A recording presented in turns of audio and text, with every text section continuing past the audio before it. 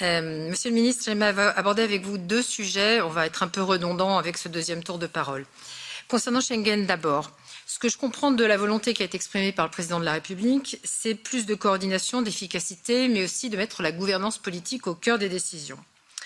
Néanmoins, je pense qu'on gagnerait à être un peu plus précis, avoir plus de précision sur les finalités de tout cela. Même M. Skinas, la semaine dernière, était un peu dans le brouillard.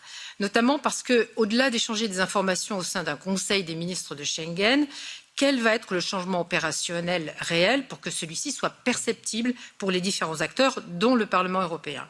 Et concernant le pacte asile-migration, ce qui est évoqué aussi, c'est une approche innovante. Or, cette approche dite graduelle ne me semble pas excessivement éloignée de l'actuelle. Donc, qu'est-ce qui la différencie réellement? Est-ce que c'est avancer pour avancer alors que les obstacles de fond demeurent? Et surtout, cela apparaît comme un saucissonnage des textes, ce qui va à l'encontre de ce qui a toujours été exprimé par le Parlement européen, qui tient beaucoup à l'approche en paquet. Et, j'ajoute, n'entend pas être écarté de la décision. Donc, selon vous, est-ce qu'il est nécessaire pour le Parlement de continuer à travailler ou pas sur ce pacte, si ce dernier doit être démantelé, si des textes doivent être retirés en totalité ou en partie par la seule volonté du Conseil? Merci beaucoup.